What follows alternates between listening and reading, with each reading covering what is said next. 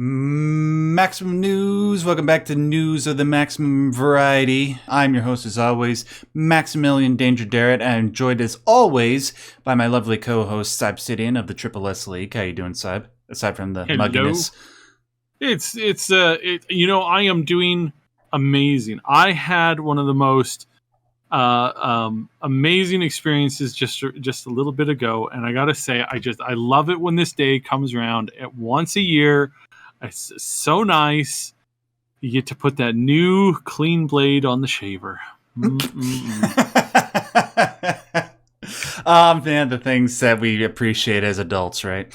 Yeah. But one of the things that we continue to appreciate, at least Syb and I do, regardless if we're children or adults, is video games, which is what you're here to hear us talk about. Guys, gonna be honest, not a whole lot of huge stories this past week, and that's mainly because the big stories are going to start happening pretty much soon after we record this podcast, because we're recording this on August 21st, the Monday, and tomorrow is Gamescom, so we're expecting to see a whole bunch of stuff out of that, and we're going to be talking about some stuff in regards to that. And then, later this week, we got Armored Core 6, and you know damn well I'm playing that. Syb, you're playing it too, right? Yeah. Well, no, I won't be playing it tomorrow, but I will be playing it sometime in the next 3 weeks, because apparently there's just everything is releasing tomorrow. Right. No. It's not releasing tomorrow. It's releasing on Friday. No, I mean everything is everything is releasing like all at once. Oh, I get your point. Okay. And you don't have enough time. And tomorrow we have the Gamescom showcase, which is actually, this is the first big Gamescom showcase that they've ever done, essentially.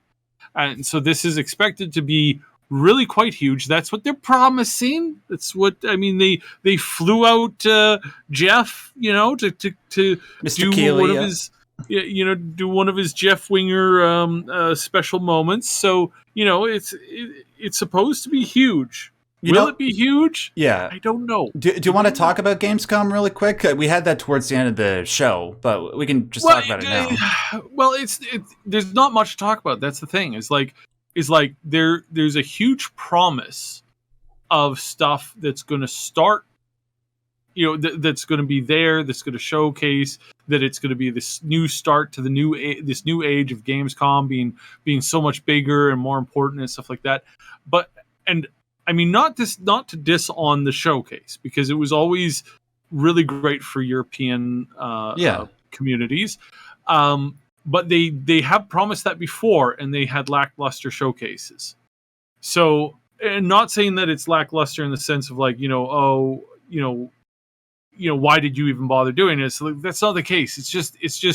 It's so hard to come up with new game news, hot game news that's exciting, new trailers and stuff like that, when it's a month away from the E3 time, which is not E3 anymore, but right. that summer showcase where everything hits all at once, and then you get this thing like a month later, and it's like, well, is it really? It's like 6 weeks later, and it's like, well, is it actually that useful, right? Right. So that's the oddity of it. It's always been kind of a little bit weird. And again, it's not. I'm not dissing them, calling them bad or anything. It's just they've always had their thing, and and I will give this to them. It's always been better as a gamer. I would have always recommended going to Gamescom over going to E3. Oh, sure, because at E3, unless you have that special access, it's just not worth it. Yeah. It is really just not that worth it. And even in the years that they opened it up to the public, you had to stand in line for hours just to play a 10-minute demo. Yeah.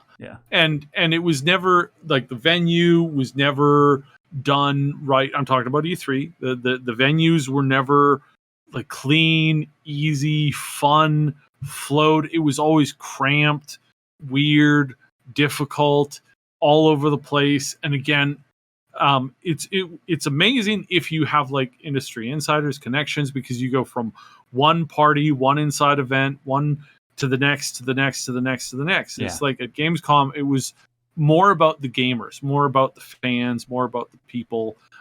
That's what I've been told. I haven't gone to Gamescom in the past, but I've been told that that's how it was. The general And feel, yeah. everybody who ever went as a fan always had a way better time than when I talked to people who went to try and get in with stuff at E3. It was always miserable, and I mean, it's hard to have fun when it's 110 degrees outside and you're around a whole bunch of sweaty gamers.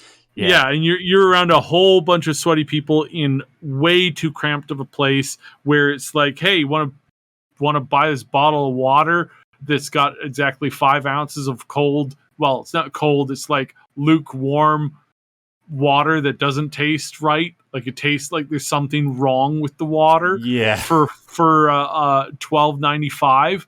It's like, no, not really. Do you want to get COVID? Or have you ever had COVID? Do you want to get it?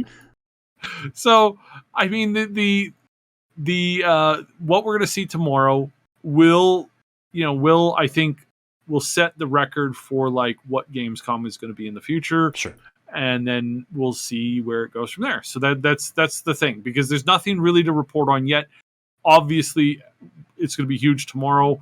We're trying to see if we can maybe stream it, but it's due to the fact that it's in the middle of the day and it's on a Tuesday. That's going to be kind of hard to pull off for us. I wish I could have, but yeah, I'm going to see if we can rope Ash into a solo stream. Sure. I might if he does a solo stream, I might be able to pop up like once during the day. It's just going to be a very busy day for me tomorrow. But if I don't, I can at least just give my the 1 or 2 things that I'm generally anticipating about Gamescom. Because you're right, like you said before, Sab, there's not a whole lot that's new here, because it is just a couple months after all what used to be E3 month, where we get all the gaming information. That said, there are a few things. Apparently, we're going to be seeing more Starfield stuff, which is coming out in 2 weeks for the general public, and about 5 days earlier for people that got the special edition or whatever the hell it is. And I'm pumped, man. It's my most anticipated game. Same for you, outside of Baldur's Gate 3. So I'm excited to see what they add for that. They're going to be showing more Alan Wake 2 stuff, which is my second most anticipated game. And just on that note, just a little bit of information that I'll just bring up as well. Thank you, Sam, Lake, and all the people at Remedy for delaying Alan Wake 2 for 10 days. And I sincerely mean that. So guys, in case you didn't know, Alan Wake 2 was originally going to be coming out on October 17th, and now it is coming out on October 27th. And that makes me very happy, because that means instead of having 3 days to finish Alan Wake 2 so that I can get to Spider-Man 2, I now have 7 days to play Spider-Man 2 before I can play Alan Wake 2. So there's a little bit of extra breathing room. It's not a whole lot, but any extra breathing room is appreciated, especially when all of Sybe and my calls for a greater spacing between these major game releases have gone unheard. Have at least been our prayers have at least been answered in this small regard. So yeah. And then go ahead. And I just want to point out that this also makes Jack really happy too, because it's a little closer to his big day, and they like that too. Because, Jack, who's from Jack, the spirit of Halloween. My brother is a huge fan of the movie. He loves it. He loves it way more than he should. Wait, which movie? So the Jack. The Halloween Jack from the Nightmare Before Christmas. I'm going to out myself right now. I've never seen that movie. Never. You know what? I haven't. I didn't see it until I think like a year or two ago. Yeah, Jack. Was it Jack Skellington? Yes. Okay. Yeah, I do recognize that name. You know what? Now that I finally started living with my wife, which has been difficult up until this point. In case you guys don't know, I'm Canadian, she's American, but now we've been able to start doing that. She loves The Nightmare Before Christmas, and she's probably going to get me to watch it this year. So that's good. But the major thing side, I was not expecting this. That something involving this particular game was going to be happening at Gamescom. So You and I have been talking about a developer named Pearl Abyss for the last year and how their games seem to be kind of sus. Not to the degree of like the sus nature of games like the day before, where we're not even really sure if it exists, but they're a company that tends to make announcements for games that look and sound awesome, but then we never hear anything about them again. Case in point, they announced a game back in 2020. I think this was at the Game Awards for a game called Crimson Desert.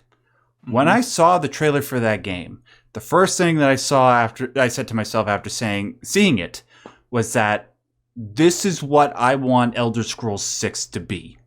Or I would be happy if Elder Scrolls 6 ended up being like this. Granted, there was a lot of like really bad frame rate in that trailer, but it's like it's probably not coming out for a little while. They'll probably have some time to iron that out.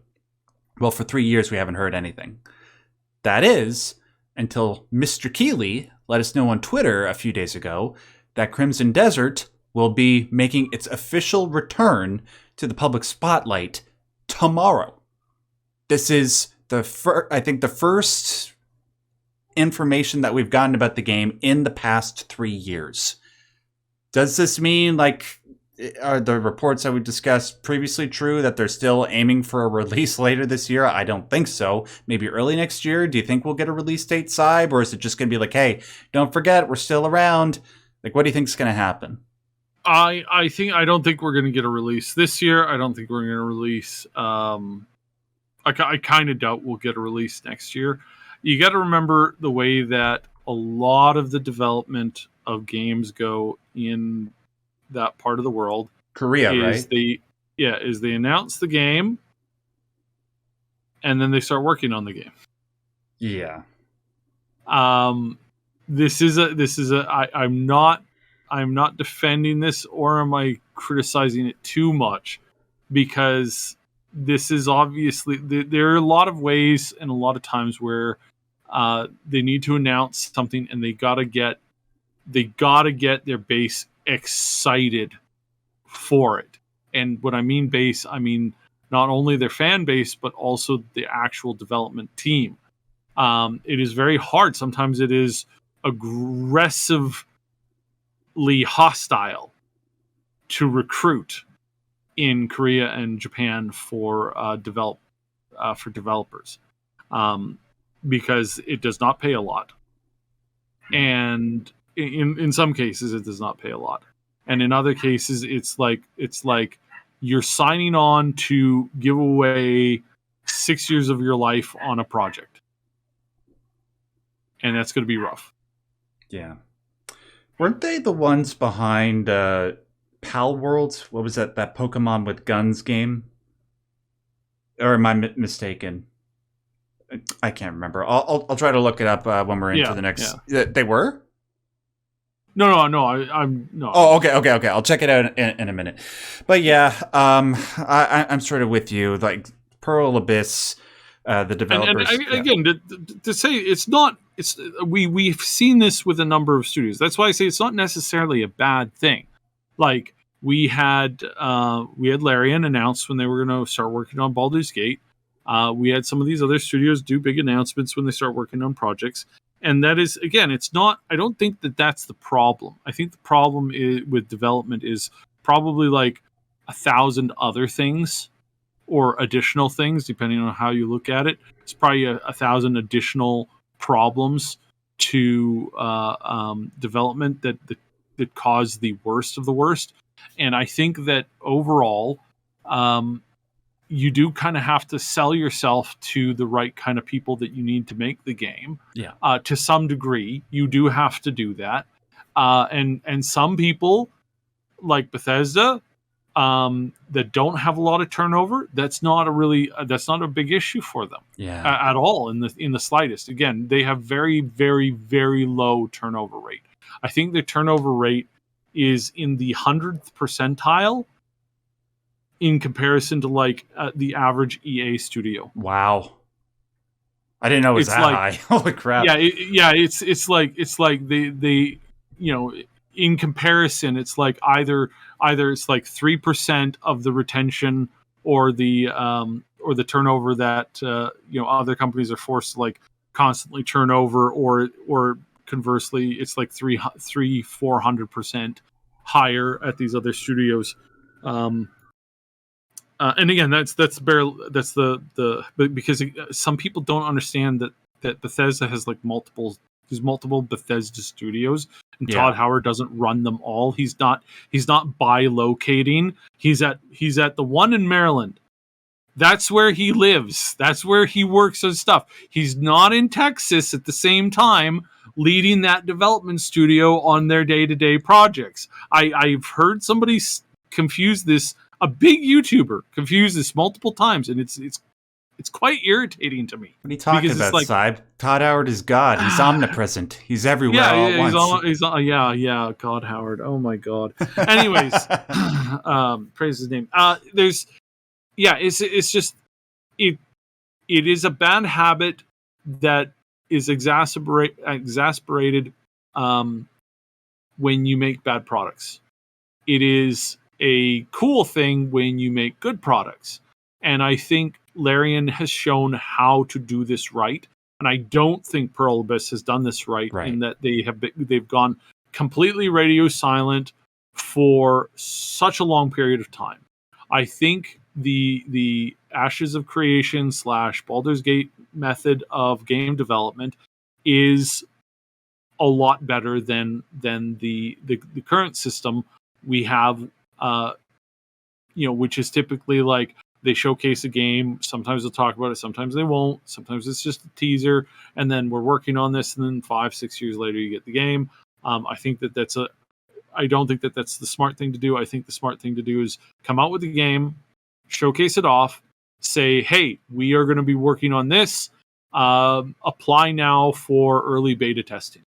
Yeah. And then I think what you really, really need to do is you really need to like really filter that audience and get people who are going to be there to help you make the best game as sort of like this very large test wing. And again, we saw it perfect with Larian, absolutely nailed it.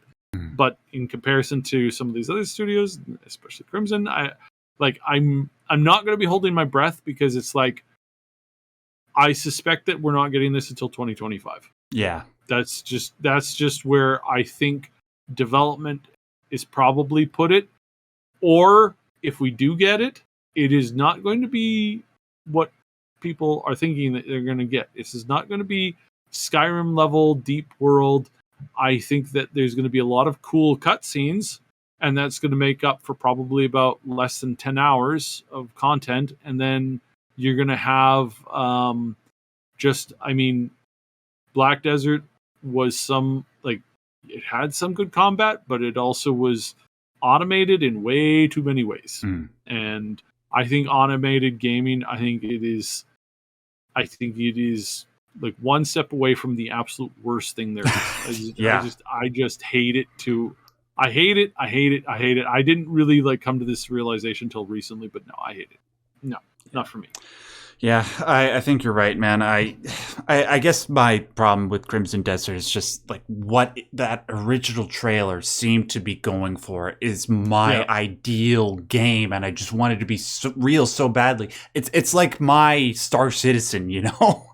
And it's just I want it to be real so bad. I want it to be realized, but yeah, all signs seem to be pointing to that not being the case. But who knows? Miracles can happen. All right. So that's pretty much everything that I'm looking forward to in regards to Gamescom. Is there anything that I missed, guys? Let us know in the comment section below, so maybe we can discuss it next week. All right, let's move beyond that to a pretty cool positive news story.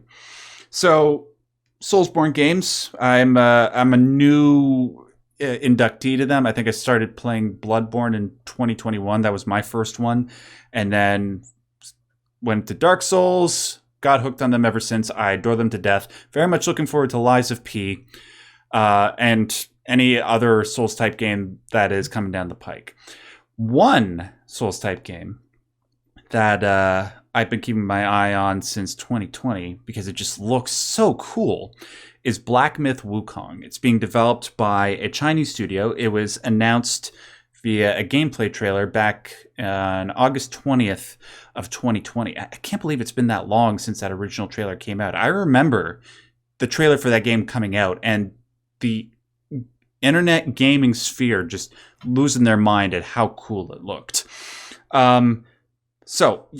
Released the original trailer on August 20th of 2020, and ever since then, every year on August 20th, to celebrate that anniversary, the developers of Black Myth Wukong have been doing something to celebrate that anniversary. So 2021, 2022, they released a new trailer for it.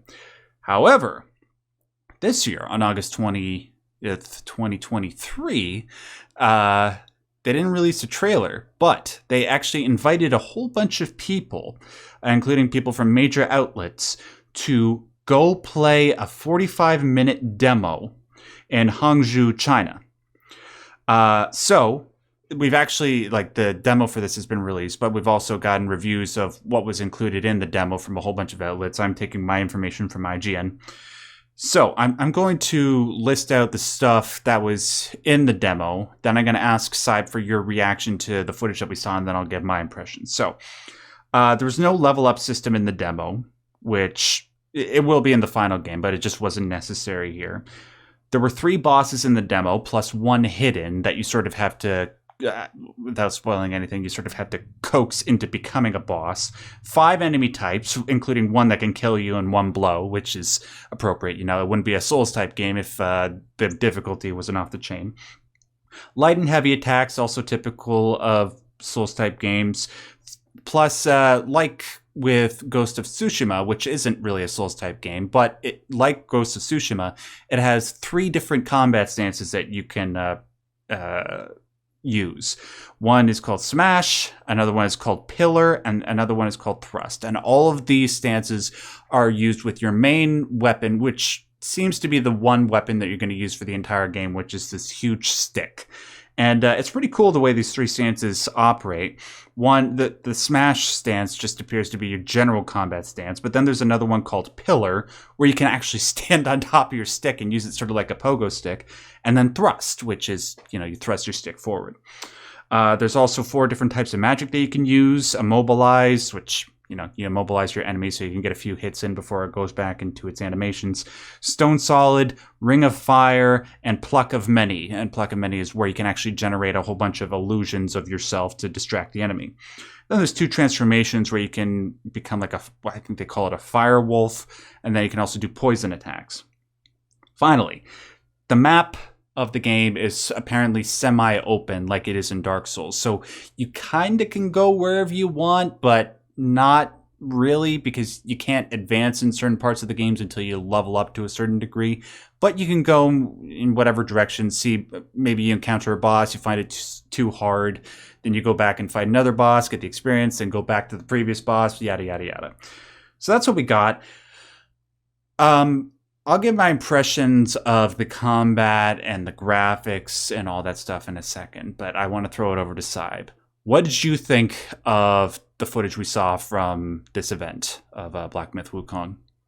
It looks visually really good. Yeah. And it does have that kind of Dark Soulsy type vibe. I get the feeling that it's not as hard as some of those games. Yes.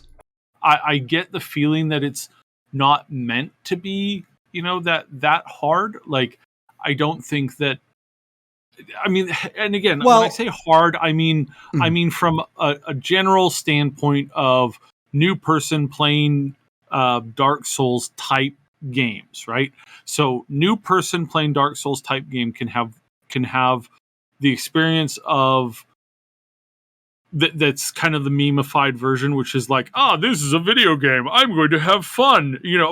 I don't need to read instructions. Runs in and immediately gets just murdered in 2 hits from the enemy. And then, you spend the next 15 hours, trying to train. You get the training montage, you're running up the steps, you're doing the every montage at once. You come back into the game, you're like, no, I'm gonna do this, and you die in 3 seconds instead of 1 second. And it's like improvement. It's an improvement. Now that's the standard stereotypical from general people who don't take gaming super seriously type thing. Then there's the people who like, who played through Elden Ring, and they like did the master the weapon builds that let them kill the boss in 0.3 seconds, right? Yeah. There's people who do that. And again, this is fine in that's the kind of the purpose of the Dark Soulsy game, right? That's cool. I find the roly poly oly memes to be really funny, and then the counter roly poly oly memes to be even funnier. It's really cool to have that kind of diversity and stuff. I think this is falling more so on what I would call be like Dark Souls light. That's not, and I don't mean that to like say that the game is going to be like super easy or that it's going to be journalist friendly as far as like being able to complete it. Yeah. I think it's going to be like that. Like it's not as hard as some of the Dark Souls games where it was like you had to have like perfect timing for parries, and a bunch of other stuff. Yeah. Not like Sekiro. I don't think it's going to be the Sekiro kind of like the super hard mode kind of stuff. I think it's more meant to be a visually super pleasing story telling an ancient tale. Yeah. I think that's the primary focus. I believe that then game difficulty and skill takes a back seat to that, which is fine because that's the way. If you want a lot of people playing your game, that's more or less the way that you need to approach it if you're not giving like difficulty options. Right. It can be made. I do agree with you, but I do think that there's a certain degree, like I think the game is structured in a way where you can make it harder based on how you, in what order you approach the bosses. So, for example, in the IGN write-up, they said that there was one secret boss that they could go fight, but it took them an hour to kill it. And I'm guessing that's just because they fought that boss before they were supposed to. Now, if you go in sort of the order that the game is coaxing you to go, then yes, I agree with you. It would probably end up being easier than what I think is probably the easiest Souls type game, which is Demon Souls. But you can still have the potential to try and be a badass like so many people in the Souls type community does. Yeah, I agree with you. The game looks absolutely wonderful. It's that Unreal Engine 5 flavor. You see like when they're fighting in the snow and the way that their feet are kicking the snow aside, that it's piling on top of each other. Then there was that fight between him and the giant Tiger Vanguard. I think that was the name of the boss. And they're fighting in this huge pool of blood, and the blood is swishing and reacting to your every movement. Oh, it looks so cool. And then, yes, the combat, it looks as kinetic as you would expect from a modern Souls-type game. And yes, it is sort of following the general formula, but with enough of a differentiation there so that it feels fresh.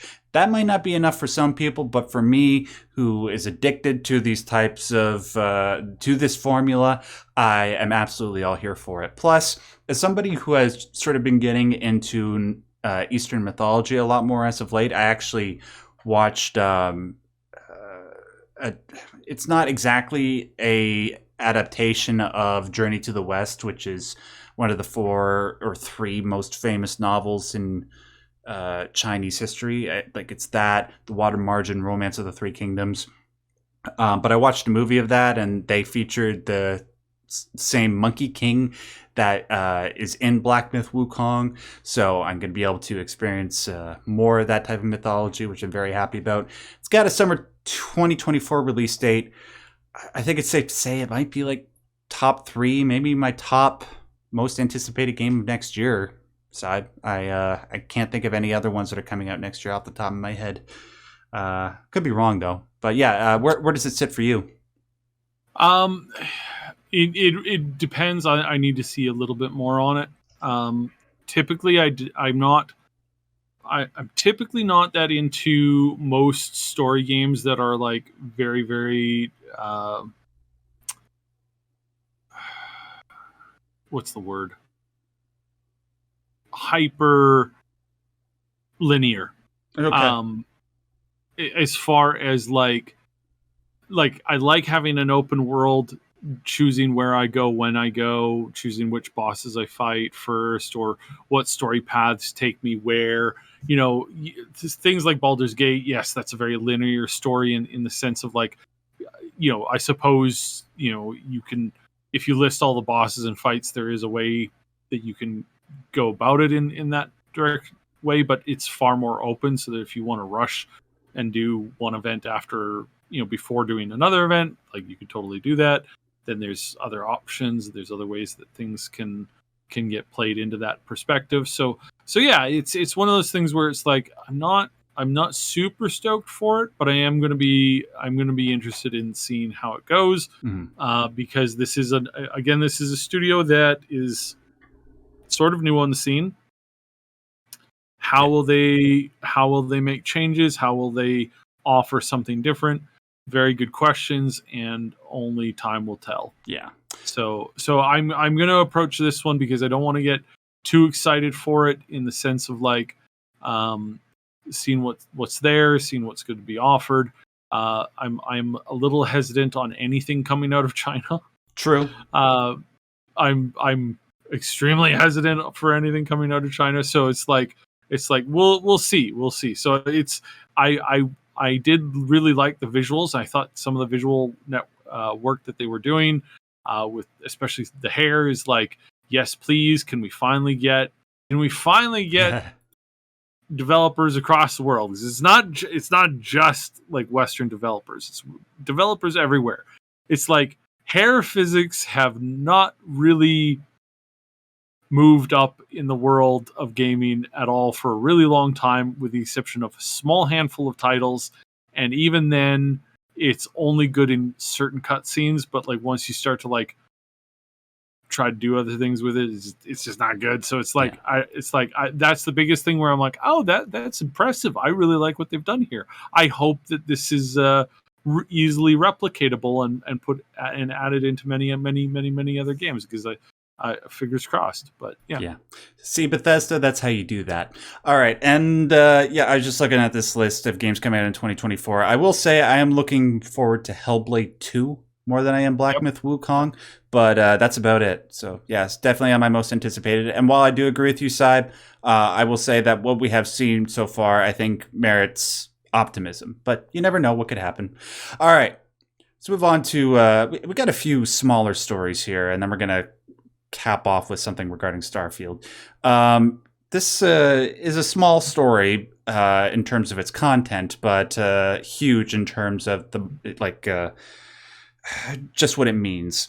So Xbox 360 is it might be my favorite console of all time, I think, just because of the amount of time I spent playing games on that console.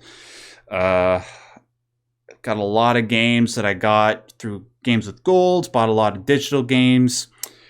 It was announced this past week that the storefront, which might be my favorite storefront marketplace that any console has ever had, it's going to be shut down next year on July 29th, 2024. When that happens, you will no longer be able to purchase DLC, new games, or anything like entertainment-wise from an Xbox 360. Thankfully, though, you will still own all the games that you bought and downloaded, be it because you purchased them or because you got them through Games with Gold. Plus, if you delete a game that you bought digitally or downloaded digitally, you can still re-download it, not just on the 360, but on the Xbox One and Xbox Series X and Series S. So that's pretty good. It's not something that, unfortunately, Nintendo or PlayStation are willing to let us do with games that we bought on the PS3. Screw them. I hope, but because Xbox is doing it, I hope it sets a standard that those other companies will emulate, although I'm not holding out hope. But it's sad, but it's something that was inevitably going to happen, and I credit Microsoft for handling this in a pretty decent way. Saib, any thoughts? Did you own a 360? I think I did, but I think I only used discs. Yeah. Throughout my console, which has been sporadic, I never ever did. I never trusted online anything, and the main reason for that was that I had did not have access to good internet in the early console days. I really didn't. I had dial up. Yeah, and even into early WoW stuff, it's like I was restricted by dial up. How the hell did you play World of Warcraft with dial up? That's a very good question. I asked myself the same question multiple times. But yeah, it was a scenario where it was difficult. It was a difficult time. It was a different time back then when you had that screeching dial up thing. Yeah. Oh my goodness. But yeah, no, I avoided any kind of online anything, and I think the only game I ever bought on a digital storefront was the console version of Civilization. Yeah. And I'm not exactly eager to download that and play that at any time in the future. I mean, it was cool for its time. A lot of people didn't like it, but I thought it was okay-ish. But yeah, that was the only game, period, that I ever bought on a digital storefront until the advent of smartphone games. Yeah. Post new iPhone and better internet. Yeah. Yeah. And wireless internet. Yeah. Yeah, I can't. I wouldn't imagine being able to, keep your internet on for a fortnight just trying to download one game. But yeah, for myself, even though I totally agree with you about the merits of physical media, I do use digital media for convenience. I downloaded Dark Souls, the original one. That was how I did download it on the Xbox 360 and played a little bit of it. It wasn't until like years later where I got back into it, thanks to my friend Eliza. I think I got BioShock through there. I got Limbo through there. A whole bunch of great games. And a whole bunch of great games that I still need to get to. Maybe I need to break it out. But yeah, end of an era. But thankfully, we're still able to get access to all those games that we earned. All right. Moving on to this next one. What is this about video game investments, Saib? Just really quickly, video game investments are having a very, very, very, very hard time. And by hard time, we mean a massive loss on multiple fronts. Okay. This isn't good. In some cases, there's been some losses in and around like 30-40%. In other losses, it's a lot worse. In other ones, it's not as bad. Some of the growth has come to an almost stop. Other people are seeing a bit of a decline in growth. So yeah, and a lot of this tends to focus in and around live servicey type stuff. And just like the heavy presence of like, buy this now, get this now. Definitely VR stuff has kind of taken a bit of a hit, and a couple other things. It's a really big issue that covers a lot of studios, and not everything is the same reason why. I think we're starting to see some problems come home to roost when you're talking specifically about the issues of like mobile or like heavy cash based microtransaction live service games. I think we're starting to finally see a dent in that, because perhaps they've hit peak users and they just haven't been able to continue to grow. In some of these stats, we're seeing the company is still raking in, huge amounts of money, but they didn't double their users like they did the year before. Yeah. Right. So that's where it's kind of like, and again, that spells death for some companies. There are some companies where as soon as they don't triple their, they don't triple like they did the year before. They just completely crumble. And there's been a number of companies that I've seen have this that I've seen this happen to in the past few years, where I'm like, you guys were selling your product to basically everybody who could possibly buy your product. Yeah. Why did you think you were going to double again? Like, who did you think you were going to start selling to? The Venusians? Like really? I don't understand. Why did you think? And the one case that I had a chance of talking to the guy, I'm like, he's like, I don't know what happened. It's like the universe suddenly decided to like turn against me and teach me this lesson in humility. I'm like, no, that's not the universe. That's just basic math. Right. You had gotten to the point where you were selling well above the number of people that could possibly buy your product. And then you expect it to double again the following year because you had the year before. It's like you just needed to learn where your limit was. So I hope that's what we're seeing here. I hope that's what we're going to see with these microtransactions and this other stuff. I hope we're going to see a bit of an impact on that. It could have something to do with bank failures. It could have something to do with just global economic growth and stuff like that. Yeah. I do talk a lot about the numbers. I don't get too heavy into them because it's very boring for the most part. And it can be pretty depressing, especially with where things are some now. Some of it could be really, really depressing. Like I think in some of these cases, it's like there's some people pulling out of the Polish game development studios because they expect Poland to be involved in a war in the next 6 to 12 months. Yeah. And it's like, oh, that's not good news. Like, that's not fun news. Like, to see that people are hedging their bets against, just people surviving and being able to make a product in a country that has there's no reason for that to think. So yeah, that's slightly problematic and kind of bad, but it was an interesting thing to note.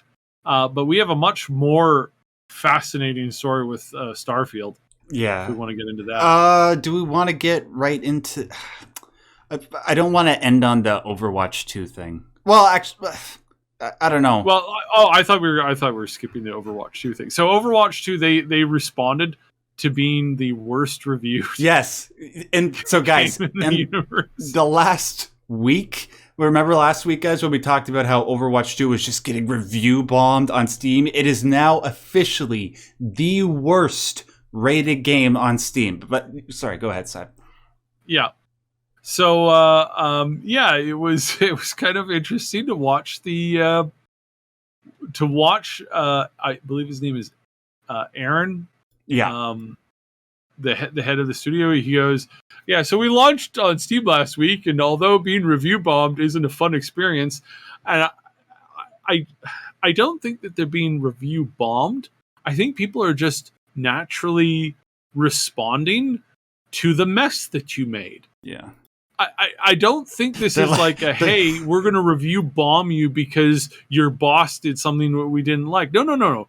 You guys did something that the community didn't like. You guys knew you were going to cancel the PvE content, the vast majority of the PvE content. You knew that on paper. You knew that for about 6 months, and you didn't tell anybody because you guys were afraid of it negatively impacting the sales of the release of Overwatch 2, which is basically Overwatch 1, because you didn't launch it with hardly any new content at all. So I have absolutely no compassion for this review bombing. I think it's accurate. I think it's what people are saying with their dollars.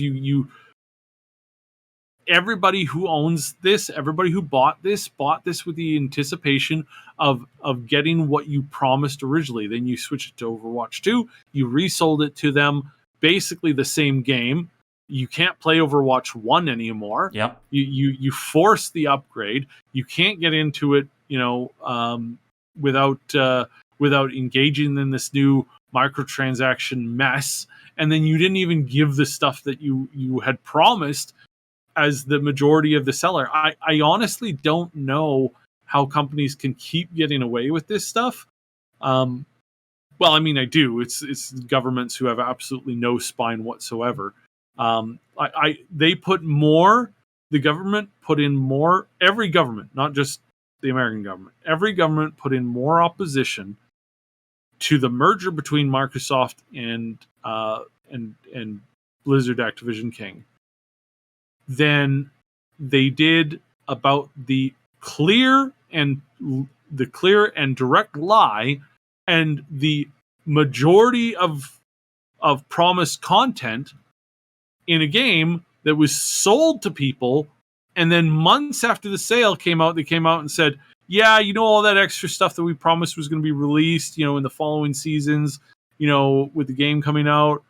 Just want you all to know, we're not doing any of that at all. What we're going to do instead is we're just going to keep doing what we've been doing the last couple of months to force you to interact with this game on a daily basis out of, the FOMO, just eating you alive. And then the microtransactions everywhere, which is just somehow worse than the loot box system. Yeah. So it's bad. It's messy. He wrote, our goal with Overwatch 2 has been to make the game more accessible than ever to more people than ever. Many of the reviews on Steam mentioned the cancellation of the much larger PvE components that was announced in 2019 as the primary reasons for dissatisfaction of the game. Yeah. I get that. Thank you for. I will give you the props there that he actually admitted that. Yeah. I think that again, we've talked about this several times. I don't think they have any developers there that are working on this project that are smart enough to figure out how to dig themselves out of that hole. Mm. And again, we've talked about obvious solutions. Last week. Yeah. We talked about this and again, we're just spitballing ideas that they work on paper, but they can't. Apparently, they're just incapable of doing that. And the same studio that has literally thousands of employees behind it that they could put on this to get this fixed. Apparently, those thousands and thousands of employees can't create even 1% of the content that a studio with 400 people can do. Yeah. And again, this isn't. We're not saying that this is that it's they should have seen Baldur's Gate and decided to get on that right away. No, this the same kind of development process. There was a big announcement for Baldur's Gate in 2019, and back in 2019, all of this stuff was announced for Overwatch. One studio has thousands and thousands of people at their beck and call. The other studio had about 200, and then they grew to 400 over the course of the past few years. Meanwhile, this behemoth promises the majority of the content that they promised for the release of this game was just not given out. They said, sorry, no refunds. And then the governments who were supposed to be on the side of these people said, no, we're way more concerned about them being bought out by another company than whether or not they fulfilled their contractual obligations in the sale. Yeah. Well, and it's just it's so weird. I guess they kind of got away with it because it was free and they made all their money through but there's got to be false advertising laws in regards to that that's what I mean. Model. That's what I mean. Yeah. The false advertising here was legendary. And again, the ability to think your way out of a problem. It's apparently they're just incapable of doing that, which is so bizarre to me. It's you really just didn't have any ability to come up with a solution to any of these problems. It's okay, right? Well, that's fine. I'm just not going to play your game anymore. There's plenty of other games, aforementioned Baldur's Gate 3, which I still have to get around to. Yeah. So he continued to say, just summing this up, is if we can turn back the clock, if we can't turn back the clock, then what can we do? well, we could keep adding and improving to Overwatch 2, and this is how we move forward. And again, they're promising, more cosmetics, more features, ever expanding, evolving, improving the game. But if my sources are correct within the Blizzard, most of the people who are involved with this are just done. Yeah. They're just done. They know that there's going to be a big shakeup when the merger completes. That a lot of the people in high level positions aren't going to be there.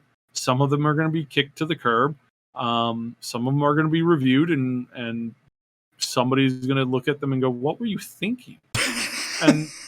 And a lot of the C-level suite people, they're all gone. Like almost every C-level person's going to be gone. Like they're all getting big golden parachutes, but they're almost all going to be gone. Just like with ZeniMax, when ZeniMax, the not the game studio, but the actual like financial oversight, head company, I think it was like less than 5% of those people kept their job. Yeah.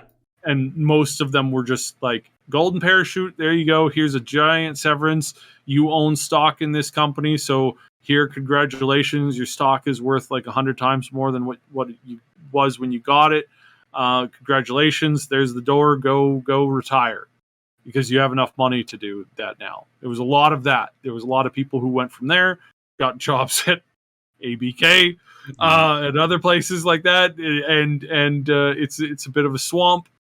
So yeah, that's what happened, and I'm glad that they're admitting that. That's the first step. The next step will be to keep that promise of like actually working on it. But as Gold mentioned, they said that most of this isn't going to be fixed until Overwatch 3. Yeah, and the end of the decade. I think he nailed it. I think that if they can't do anything with this, if they can't move forward on this. It is beyond me why haven't we gotten a studio out of the Blizzard Activision universe that actually makes stuff like Arcane? Like I just don't understand why.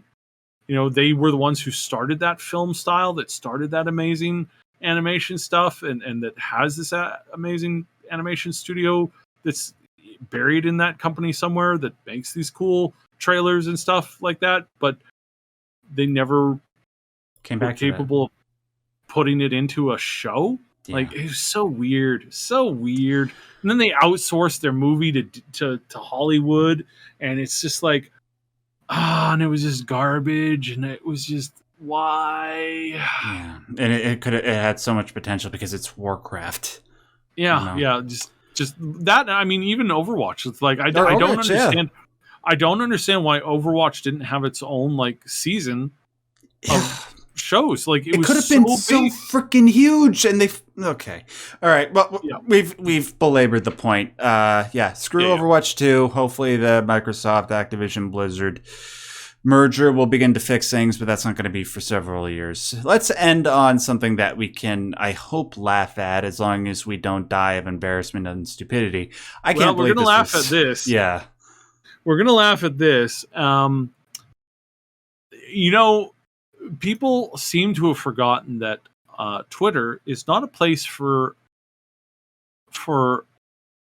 is not a place where you expect that everybody that you meet is going to be 100% honest, nor 100% accurate. That sometimes they will say things to just get a rise out of you. And or there's this weird thing that people do where they make a post, and at first glance it appears to be sort of a hypocritical, nonsense, rude post.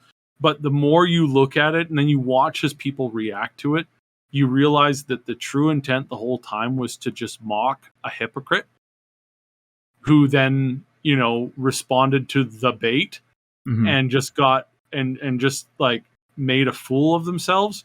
So this is kind of what's happened in this thing. And I was watching this story, like I sent this story to you last night. Since then, there has been probably about a half a dozen to a dozen videos from big content creators covering this post about how absolutely rude and arrogant and all this kind of stuff was, that this post was just absolutely not acceptable. So on a couple of days ago, Grums, a guy who used to be on the World of Warcraft, used to work for Blizzard, used to be on the World of Warcraft team. He was the head guy on World of Warcraft for a long time. He made a post about stating how the intro screen, the menu screen for Starfield, wasn't made with passion or heart, essentially. And the funniest thing about that, because it's kind of silly, especially when you look at, Skyrim's menu, or when you look at Fallout 3's menu, it's basically the exact same. It's the logo, it's a single image, and then you have new, load, settings, that stuff, and then that's it. So who cares? The screen now this is why I thought. See, and this is why I didn't quite give you the whole story until now. So most of us are going, who cares? Why does this matter? And why would he care about that? Why would he post something that comes off as so silly? Well, he didn't do it because he actually believed it. He basically said, hey guys, to his loyal group of fans, said, hey guys, watch me make the journalists' minds melt. Then he posted that post saying, this is really just a disgrace of game development, blah, blah, blah, blah, blah. And then, without people bothering to look at any of his previous posts that he made about it, saying, hey, look, watch me make these journalists lose their minds, because they're gonna run with the story. They're going to run with this headline thing, and they're not going to look and say, hey, is he serious, or is he making a joke, or is it a meme? And he clearly said, this is a meme. I'm going to show you that you can't trust what journalists say. They'll jump on a story and just run with it to some psychotic level. And again, not just journalists, a bunch of the Twitterati, what do we call it now that they're not, it's not Twitter, the Exeratis? The Exerati, yeah. The Exeratis come in and wave their banners and scream and be outraged for the sake of outrage, because one of his follow-up tweets is really funny. He goes, this is a joke. This is a meme. This is I'm posting this stuff to start this debate, to show that game developers don't actually care about games, and people reporting on news stories will look at one post, will not do any other research at all, and they'll run with the story. And so that's why I didn't.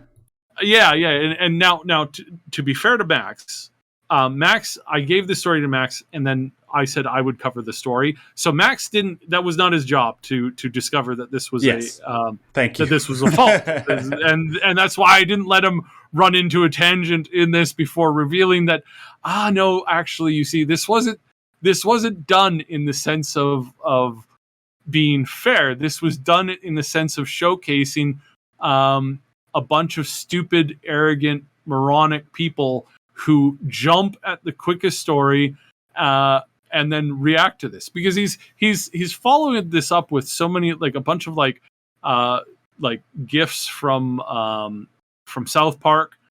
He did this to gain a lot of subscribers, because again, if you want to gain subscribers, you do so by making inflammatory posts that get a bunch of people to rah and to start yelling at each other. And he proved that this works, and that this is how it goes, and that you can use this to gain whatever you want. So that's a thing that has happened, that to this day, probably when you're listening to this, you can find people commenting on, wow, this was a really insensitive tweet, without having done zero follow-up looking at, wait, was he being serious, or was this like, a garbage post for the sake of being garbage, to basically throwing out a piece of bread amongst the seagulls and the rats, to let the seagulls and the rats fight over the bread. It's like, watch me do this, and then for all those people to prove exactly what they are. I think,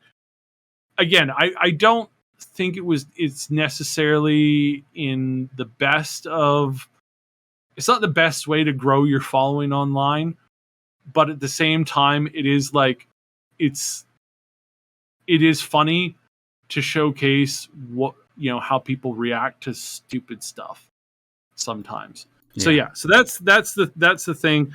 I have some better Starfield news. There is a giant truck with a Starfield logo and a very space looking truck that has arrived at Gamescom. There's going to be something, looks like it right now. It looks like they've set up a studio to actually record. You can actually see a camera set up in here. There's a couch. There's some other stuff. So it appears as if we're getting some interviews and some discussion will be coming over the next day or so from Gamescom. Nice. With the truck. I just sent that to you, Max, there. And it looks kind of cool. It's one of these, like, so it's a semi truck that doubles as like a mobile studio. So this is an actual thing that I guess they make for some companies. So yeah, looks cool. Some people are like, I don't like the look. It looks too much like a Volvo truck, which, fair. Volvo trucks aren't exactly known for their, well, beauty's in the eye of the beholder. I find them fine. I think they're fine. I think they're interesting. Yeah, but there's this, and then there's a bunch of other news coming out, including and the springboard from the post about their screen, their screen menu. That menu screen was not supposed to come out. That was a leak by somebody who got an early access copy to start doing reviews. And as of today, so this is Monday, we're recording on Monday, a bunch of people have gotten this. Paris got this a couple days ago. A bunch of other people have received their copies today. There are going to be spoilers starting today. If you do not want anything spoiled, this is your official warning. This game is now in the hands of people who will spoil the game for clicks and for likes and for shares on Twitter, on X, whatever they want to call it now, on YouTube. If you do not want to have this stuff spoiled to you, beware. Start muting keywords. Because people are already getting to the end of the game. There was somebody who was talking about how they were getting to the end of the game, and their goal is to spoil the game's ending pre-release as revenge for Fallout 76. Oh my god. Yeah. So this is a bit of a sour update on that.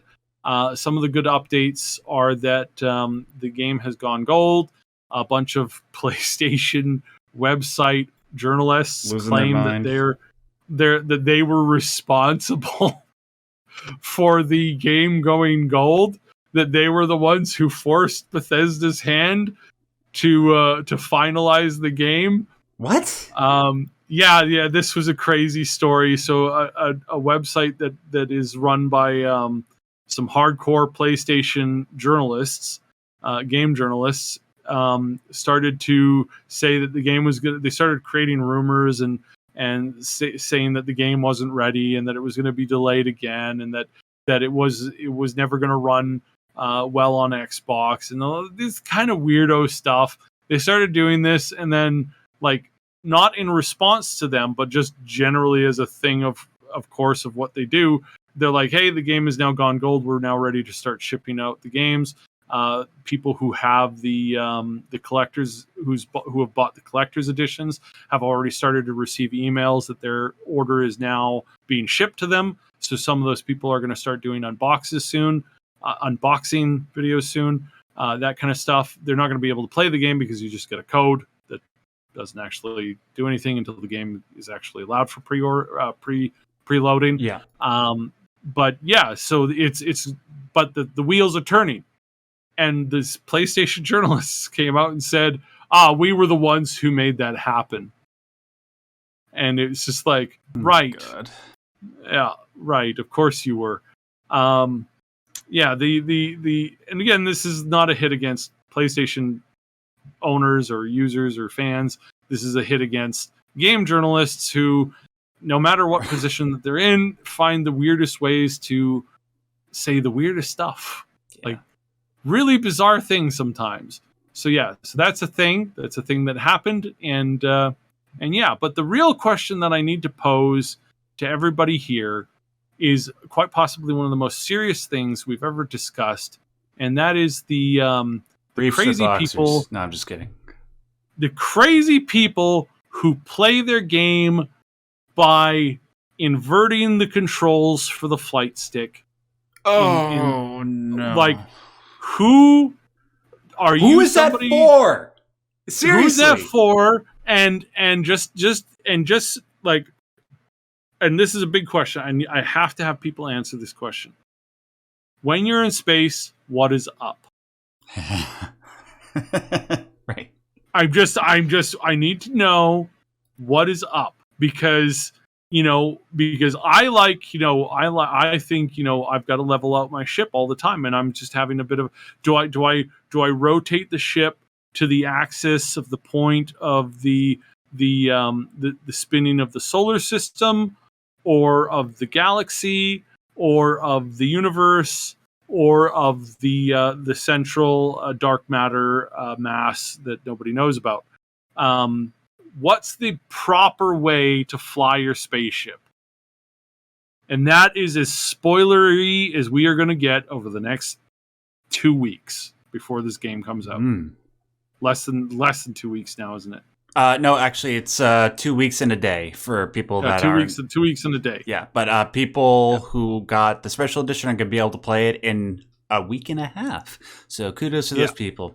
Yeah, it's almost here, guys. I'm very excited for it. Saib and I are going to play the crap out of this game. Definitely going to be talking about it on the show when it comes out in a couple of weeks. Until then, guys, I want to thank you all for joining us on this particular episode of Maximum News. Those are all the stories that we got for you this week. We'll have plenty to talk about next week and the subsequent weeks with the release of Starfield and a whole bunch of other games that are coming out. If you have any thoughts on any of the stuff that we talked about today, please leave a comment down below. Whether you agree or disagree with anything that Saib and I talked about, or if we missed a particular topic, let us know. Just be civil about it, and make sure you hit that like button if you like this particular episode. It helps us out a lot. Thank you, Saib, as always, for doing this show with me. Anything you want to plug before we finish? No, just check out the main channel and Ash's new Scenometry show. He's covering Futurama, and he's been having a hoot doing it. And then stay tuned, because we're going to be doing a ton of stuff with Starfield. We've got an extra hand or two helping us with some content that's going to be really exciting. Nice. So yeah, just keep it peeled here. Yep. And you guys can find me on my main channel, just at Max Derrat. I'll put links to the stuff that Saib mentioned and my stuff in the description box below. Make sure you come over to my channel this coming week, because I got a pretty awesome video coming out on Majora's Mask that I think is going to blow a lot of people's minds, whether you're a new Zelda fan or somebody who's been around since the beginning. Until then, stay yellow, my friends. Goodbye.